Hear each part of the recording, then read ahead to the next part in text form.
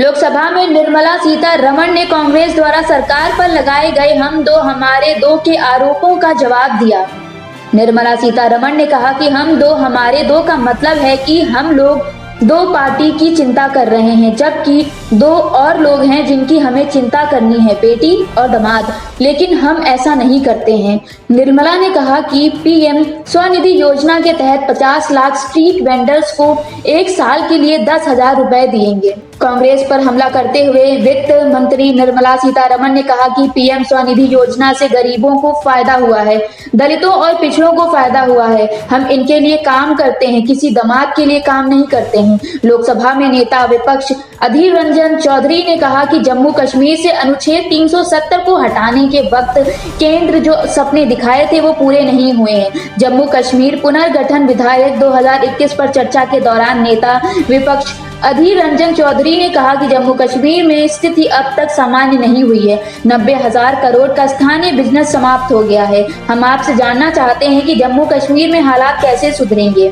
अधीर रंजन चौधरी ने कहा कि गृह मंत्री, आपने कहा कि कश्मीरी पंडितों को वापस लाया जाएगा, क्या आप पंडितों को वापस लाने में सफल रहे? आपने कहा कि आप गिलगित बल्तिस्तान को लाएंगे, हालांकि ये बात की बात है, लेकिन कम से कम उन्हें तो वापस लाइए जो वहां से विस्थापित हुए हैं। आगे अधीर रंजन ने कहा कि आप कश्मीरी पंडितों को 2 से 300 एकड़ जमीन नहीं दे सके, जबकि आपने घोषणा पत्र में सभी पंडितों को वापस लाने का वादा किया था। क्या आप सफल हुए? आपको कम से कम कहना चाहिए कि रात गई बात गई, इलेक्शन गया वादा गया। वहीं राहुल गांधी ने डूम्सडे मैन ऑफ इंडिया बताते हुए निर्मला सीतारमण ने कहा कि वे झूठा नैरेटिव बनाते हैं जिससे देश का अपमान होता है। निर्मला सीतारमण ने कहा कि जब राहुल गांधी बजट पर बोल रहे थे तो उम्मीद थी कि वो 10 बिंदुओं पर बोलेंगे, लेकिन उन्होंने कुछ भी नहीं कहा। निर्मला सीतारमण ने कहा कि राहुल गांधी ने बजट पर चर्चा में हिस्सा क्यों लिया। मध्य प्रदेश और राजस्थान में कांग्रेस कर्ज माफी का वादा करके मुकर गई, लेकिन राहुल गांधी ने उस पर कुछ नहीं कहा। पंजाब में पराली से किसानों को होने वाली समस्या पर भी राहुल गांधी ने कुछ नहीं कहा। निर्मला सीतारमण ने कहा कि उन्हें उम्मीद थी कि राहुल गांधी पंजाब के उस काला कानून पर कुछ कहेंगे जिसमें किसानों को जेल भेजने का प्रावधान है। निर्मला ने कहा कि उन्हें उम्मीद थी कि राहुल गांधी पंजाब के सीएम से इस कानून को रद्द करने को कहेंगे, लेकिन उन्होंने ऐसा नहीं किया।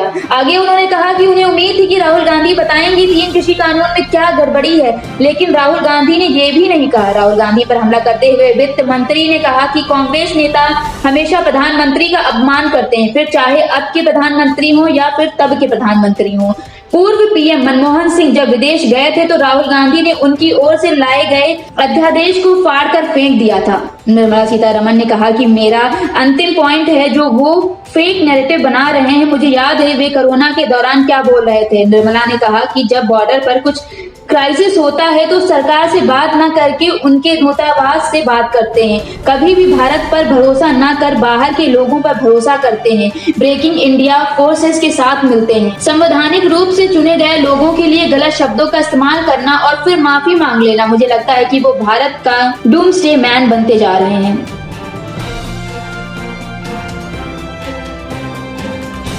कांग्रेस के पूर्व अध्यक्ष राहुल गांधी ने कहा कि ये गर्व की बात है कि उनकी दादी और पिता की हत्या की गई क्योंकि वे किसी चीज के लिए खड़े हुए थे। उन्होंने कहा कि ट्रोल ने उन्हें एक नेता के तौर पर खुद में सुधार लाने की मदद की है। ये बातें उन्होंने शिकागो विश्वविद्यालय के प्रोफेसर दीपेश चक्रवर्ती के साथ डिजिटल बातचीत के दौरान कही। वंशवाद के सवाल पर राहुल ने कहा कि पिछले 30 से 35 साल से उनके परिवार से कोई प्रधानमंत्री नहीं बना है। वंशवाद राजनीति को लेकर कांग्रेस नेता ने कहा, मेरे परिवार से आखिरी बार 30-35 साल पहले प्रधानमंत्री बने थे। सप्रबंध सरकार में मेरे परिवार से कोई शामिल नहीं था। मैं कुछ मूल्यों के लिए लड़ता हूँ। आप ये नहीं कह सकते कि मैं राजीव गांधी का बेटा हूँ तो मैं इन मूल्यों के लिए क्यों नहीं लड़ सकता। अपनी राजनीतिक यात्रा के बारे में राहुल ने कहा, मैं इस यात्रा में बहुत आगे बढ़ चुका हूँ। वे विचार काफी अधिक स्पष्ट हो चुके हैं। अगर आप 15-20 साल पहले मुझसे पूछते कि मैं राजनीति में क्यों आना चाहता हूँ, तब मेरा जवाब आज के मुकाबले काफी अलग होता। जब मैं इसमें आगे बढ़ा तो पता चला कि यहाँ विचारों की लड़ाई चल रही है। जब कोई अन्य विचार मुझ पर हमला करते हैं तो इससे मुझे खुद को प्रकृष्ट करने में मदद मिलती है। राहुल गांधी को लोग सोशल मीडिया पर लगातार किसी न किसी बात के लिए ट्रोल करते रहते हैं। इसे लेकर कांग्रेस सांसद ने कहा, ट्रोल्स ने मेरी समझ को तेज किया है। मुझे क्या करना है ये मेरे लिए लगभग एक मार्गदर्शक की तरह है। वे मुझे बताते हैं कि मुझे कहाँ जाना है और मुझे क्या करना है। ये एक विकास है।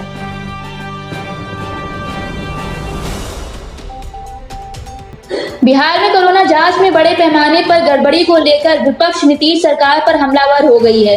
नेता प्रतिपक्ष तेजस्वी यादव ने आनन फानन में जमुई के सिविल सर्जन समेत 4 कर्मियों के सस्पेंड और 6 कर्मियों की बर्खास्त को महज दिखावा बताया। तेजस्वी ने ट्वीट करते हुए आरोप लगाया है कि अरबों का कोरोना घोटाला सामने आने के बाद नीतीश जी की दिखावटी तौर पर, जैसा कि पूर्व के 61 घोटालों में करते आए हैं, छोटे स्तर के कर्मचारियों को बर्खास्त करने का नाटक रच धन उगाही कर जेडीयू को चुनावी चंदा देने वाले उच्च अधिकारियों को बचाएंगे। यही नीतीश कुमार की स्थापित नीति, नियति और नियम है। बिहार में कोरोना जांच में बड़े पैमाने पर गड़बड़ी को लेकर मीडिया रिपोर्ट्स के बाद विपक्ष नीतीश सरकार पर हमलावर हो गई है। इससे पहले तेजस्वी ने लगातार 2 ट्वीट करते हुए कहा था कि बिहार में टेस्टिंग की संख्या 4 महीनों तक देश में सबसे कम रही। विपक्ष और जन दबाव में नीतीश जी ने विपदा के बीच ही आंकड़ों की बाजीगिरी नहीं करने वाले 3 स्वास्थ्य सचिवों को हटा दिया। फिर उन्होंने अपने जांच परखे आंकड़ों की बाजीगिरी करने वाले भ्रष्ट अधिकारियों को नियुक्त किया। उसके बाद अगले 3 दिनों में ही टेस्टिंग की संख्या दुगनी हो गई। लगभग 15 दिनों में ये संख्या 1 लाख और 25 दिनों में 2 लाख तक पहुंच गई। उसी स्वास्थ्य संरचना से मात्र 1 महीने से भी कम समय में यह प्रतिदिन जांच का आंकड़ा इतना गुना कैसे बढ़ गया? सारा माजरा आंकड़ों के अमृत मंथन का है।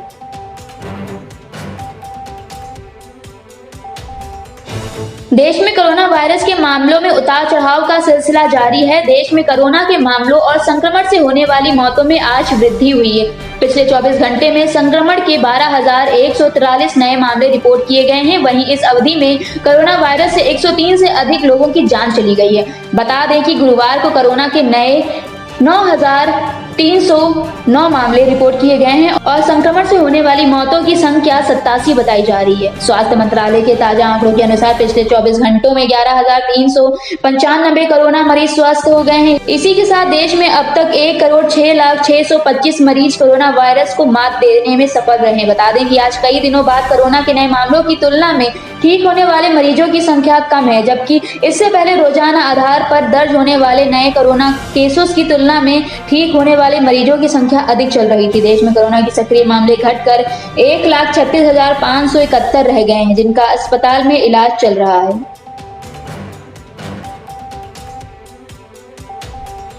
कल समूचे उत्तर भारत में अधिक तीव्रता वाले भूकंप के झटके देखे गए। दिल्ली, एनसीआर, पंजाब, हरियाणा, जम्मू कश्मीर, उत्तराखंड, राजस्थान सहित उत्तर भारत के कई राज्यों में रात भूकंप के तेज झटके महसूस किए गए। धरती रात 10:30 बजे हिली और भूकंप का केंद्र ताजिकिस्तान में था और इसकी तीव्रता 6.3 बताई गई। कुछ ही मिनटों बाद पंजाब में दोबारा भूकंप आने की खबरों से डर का माहौल बन गया।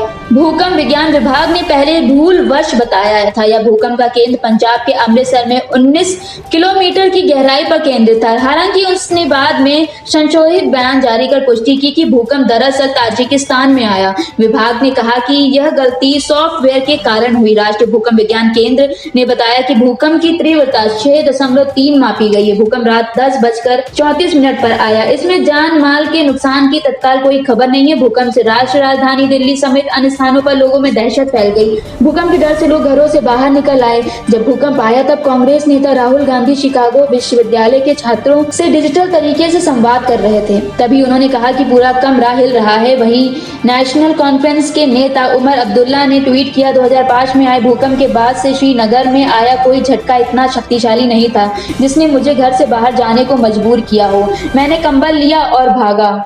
मुझे अपने साथ फोन ले जाना भी याद नहीं रहा, इसीलिए जब जमीन हिल रही थी तब भूकंप ट्वीट नहीं कर पाया। पंजाब के मुख्यमंत्री अमरिंदर सिंह ने ट्वीट किया कि भूकंप के बाद अमृतसर या पंजाब के अन्य हिस्सों में क्षति की अभी तक कोई सूचना नहीं है। पंजाब पुलिस स्थानीय प्रशासन के शीर्ष अधिकारी स्थिति पर नजर रखे हुए हैं। सभी की सुरक्षा के लिए प्रार्थना कर रहा हूं। अमृतसर के पुलिस आयुक्त सुखचैन सिंह गिल ने कहा कि स्वर्ण मंदिर में सब कुछ सामान्य था और अनुयायी रोजमर्रा की तरह ही सेवा कर रहे थे।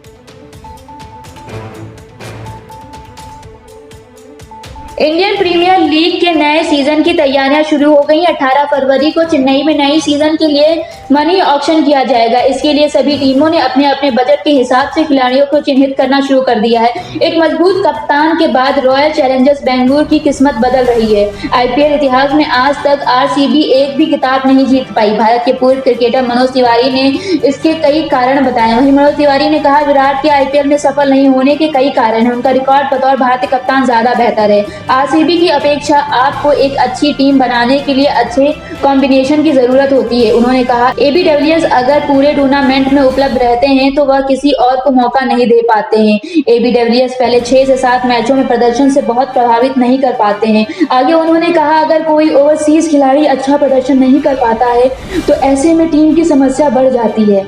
क्रिस मॉरिस भी अच्छा टूर्नामेंट के पहले फेज में चोटिल हो गए थे। ऐसे में सही टीम बनाना आसान नहीं रहता। विराट कोहली की टीम हर सीजन में कुछ बड़े बदलाव के साथ उतरती है, लेकिन वह सफल नहीं हो पा रहे हैं।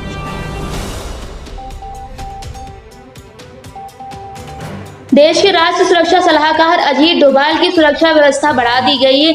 जैश-ए-मोहम्मद से जुड़े आतंकी हिदायत अल्लाह मलिक के पास से डोभाल के ऑफिस के रेकी का वीडियो मिलने के बाद ये कदम उठाया गया। कश्मीर में शोपियां के रहने वाले मलिक को 6 फरवरी को गिरफ्तार किया गया था। मामले की जानकारी रखने वाले लोगों ने बताया कि आतंकवादी ने अपने पाकिस्तान स्थित हैंडलर के निर्देशन पर सरदार पटेल भवन और राजधानी में अन्य महत्वपूर्ण स्थानों की रेकी की थी। बताया जा रहा है कि आतंकी ने पिछले साल यह रेकी की थी। मलिक ने डोभाल के कार्यालय और श्रीनगर के अन्य इलाकों की वीडियो रिकॉर्डिंग करके पाकिस्तान के अपने आकाओं को भेजा था, जिसकी जानकारी मिलने के बाद सुरक्षा एजेंसियां अलर्ट हो गई हैं। डोभाल 2016 में उरी सर्जिकल स्ट्राइक और 2019 बालाकोट एयर स्ट्राइक के बाद से ही पाकिस्तान से संचालित होने वाले आतंकी समूह के निशाने पर हैं।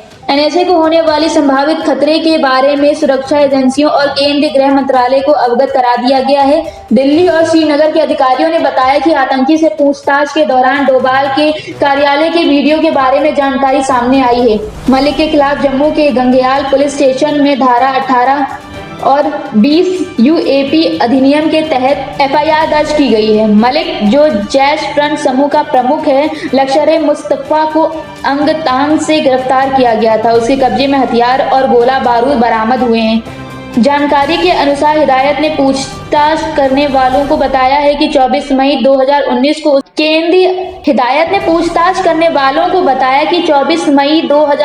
को उसने सीआईएसएफ के सुरक्षा विस्तार सहित एनएसए कार्यालय का एक वीडियो रिकॉर्डिंग करने के लिए श्रीनगर से नई दिल्ली के लिए एक इंडिगो विमान से उड़ान भरी थी। उसने इस वीडियो को अपने पाकिस्तान स्थित हैंडलर को व्हाट्सएप के जरिए भेज दिया था। हैंडलर ने खुद को डॉक्टर के रूप में वर्णित किया था। इसके बाद मलिक बस से कश्मीर लौट आया। उसने जम्मू और कश्मीर की पुलिस पूछताछ में यह भी स्वीकार किया कि उसने समीर अहमद डार के साथ 2019 की गर्मियों में सांबा सेक्टर सीमा क्षेत्र की रेकी की थी। डार को 21 जनवरी 2020 को पुलवामा में हुए आतंकी हमले में शामिल होने के आरोप में गिरफ्तार किया गया था।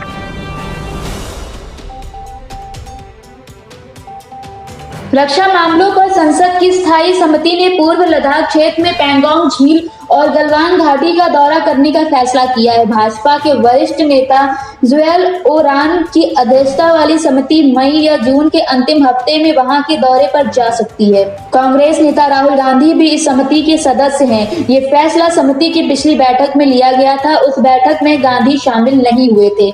वास्तविक नियंत्रण रेखा पर जाने के लिए समिति को सरकार से मंजूरी लेनी होगी। बता दें कि ये वही इलाका है जहां पर भारत और चीन के बीच में टकराव की स्थिति बनी हुई थी। वहीं कांग्रेस के पूर्व अध्यक्ष राहुल गांधी ने चीन के साथ सीमा पर गतिरोध को लेकर रक्षा मंत्री राजनाथ सिंह की ओर से संसद के दोनों सदनों में दिए गए वक्तव्य की पृष्ठभूमि में शुक्रवार को प्रधानमंत्री नरेंद्र मोदी पर तीखा हमला बोला और दावा किया कि प्रधानमंत्री ने भारत माता का एक टुकड़ा चीन को दे दिया है। उन्होंने यह आरोप भी लगाया कि प्रधानमंत्री चीन के सामने झुक गए हैं और उन्होंने सैनिकों की शहादत के साथ विश्वासघात किया है। वहीं आपको बता दें, राहुल गांधी ने कहा था कि रक्षा मंत्री संसद के दोनों सदनों में बयान दिया है। कई ऐसी चीजें हैं जिन्हें स्पष्ट करने की जरूरत है।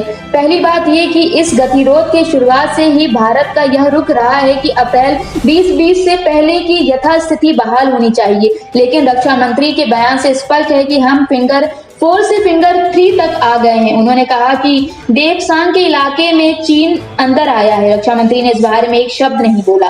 बोगरा और हॉट स्प्रिंग के बारे में एक शब्द नहीं बोला जहां चीनी बैठे हुए हैं। वहीं राहुल गांधी के आरोपों के बाद रक्षा मंत्रालय ने कहा कि पूर्व लद्दाख में पैंगोंग से इलाकों में सैनिकों को पीछे हटाने के लिए चीन के साथ एक समझौते के अंतिम रूप दिए जाने के परिणाम स्वरूप है। किसी भी इलाके से दावा नहीं छोड़ा गया है। रक्षा मंत्रालय ने राहुल गांधी के दावे को बेबुनियाद बताया।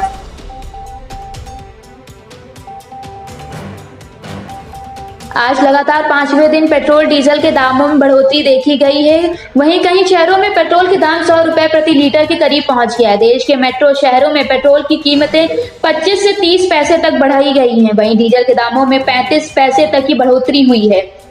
राजस्थान के श्रीगंगानगर में पेट्रोल के दाम 98.98 रुपए लीटर है। वहीं डीजल 90.82 रुपए प्रति लीटर बिक रहा है। एक्स्ट्रा प्रीमियम पेट्रोल की कीमत 100 रुपए के पार पहुंच गई है। पेट्रोल व डीजल के दाम में एक्साइज ड्यूटी, डीलर कमीशन और अन्य चीजें जोड़ने के बाद इसका दाम लगभग 2 गुना होता जा रहा है। अगर केंद्र सरकार की एक्साइज ड्यूटी और राज्य सरकारों का वैट हटा दे तो डीजल और पेट्रोल के रेट लगभग 27 रुपए लीटर रहता है। लेकिन चाहे केंद्र हो या राज्य सरकार, दोनों किसी भी कीमत पर टैक्स नहीं हटा सकती, क्योंकि राजस्व का एक बड़ा हिस्सा यही से आता है। इस पैसे से विकास होता है। आपको बता दें, विदेशी मुद्रा दरों के साथ अंतर्राष्ट्रीय बाजार में क्रूड की कीमत के आधार पर रोज पेट्रोल और डीजल की कीमतों में बदलाव होता है। ऑयल मार्केटिंग कंपनियां कीमतों की समीक्षा के बाद रोजाना पेट्रोल और डीजल के रेट तय करती हैं। इंडियन ऑयल, भारत पेट्रोलियम और हिंदुस्तान पेट्रोलियम रोजाना सुबह 6 बजे पेट्रोल और डीजल की दरों में संशोधन कर जारी करती हैं।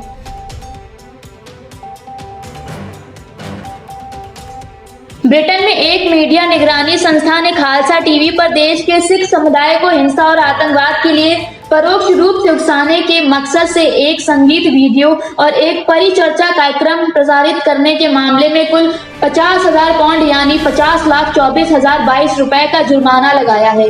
ब्रिटेन सरकार द्वारा स्वीकृत मीडिया नियामक प्राधिकरण संचार कार्यालय ने इस संबंध में आदेश जारी किया है, जो फरवरी-नवंबर 2019 की जांच के परिणाम पर आधारित है। अपने आदेश में संचार कार्यालय ने कहा कि टीवी उसी जांच को लेकर कार्यालय का बयान प्रसारित करें और इस तरह के संगीत वीडियो या परिचर्चा कार्यक्रम का प्रसारण फिर न करें। संचार कार्यालय ने आदेश में कहा, ऑफकॉम ने हमारे नियमों का पालन करने में विफल रहने पर खालसा टेलीविजन लिमिटेड पर 20,000 पाउंड और 30,000 पाउंड का अर्थदंड लगाया है। टीवी पर 20,000 पाउंड का जुर्माना संगीत वीडियो से संबंधित है और 30,000 पाउंड का अर्थदंड परिचर्चा कार्यक्रम को लेकर है। वर्ष 2018 में 4, 7 और 9 जुलाई को टीवी ने बग्गा एंड शेरा गाने के लिए एक संगीत वीडियो प्रसारित किया था। अपनी जांच के बाद संचार कार्यालय ने पाया कि संगीत वीडियो ब्रिटेन में रहने वाले सिखों से हत्या समेत हिंसा करने का परोक्ष आह्वान कर रहा है। संचार कार्यालय ने बताया कि टीवी पर परोसी जा रही सामग्री से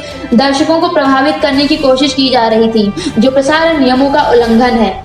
परिचर्चा कार्यक्रम 30 मार्च 2019 को पथंक मसले के दौर पर प्रसारित हुआ था। संचार कार्यालय ने पाया कि कार्यक्रम ने कई मेहमानों को ऐसे विचार रखने के लिए मंच दिया जो कार्यवाही परोक्ष रूप से आह्वान करने और अपराध या अव्यवस्था के लिए उकसाने के समान था। उसने कहा, संचार कार्यालय ने यह भी पाया कि उसमें प्रतिबंधित आतंकवादी संगठन बब्बर खालसा का भी संदर्भ था, जिससे हमारे विचार से उसे वैध बनाने और उसके उद्देश्य एवं कृत्यों को दर्शकों की नजर में समान बनाने की कोशिश के तौर पर लिया जा सकता है। टीवी ब्रिटेन में सिख समुदाय का बड़ा टेलीविजन चैनल है। संचार कार्यालय को संगीत वीडियो और परिचर्चा कार्यक्रम को लेकर कई शिकायतें मिली थी, जिसके बाद उसने जांच शुरू की। इस संगीत वीडियो में भारत के पूर्व प्रधानमंत्री इंदिरा गांधी की तस्वीर थी। इस बारे में संचार कार्यालय ने रेखांकित किया है वीडियो में भारतीय राज्य के खिलाफ हिंसक कृत्य की वकालत करने पर जोर दिया गया है। परिचर्चा कार्यक्रम पंजाबी में प्रसारित किया गया है और संचार कार्यालय को उसका अंग्रेजी में अनुवाद करना पड़ा।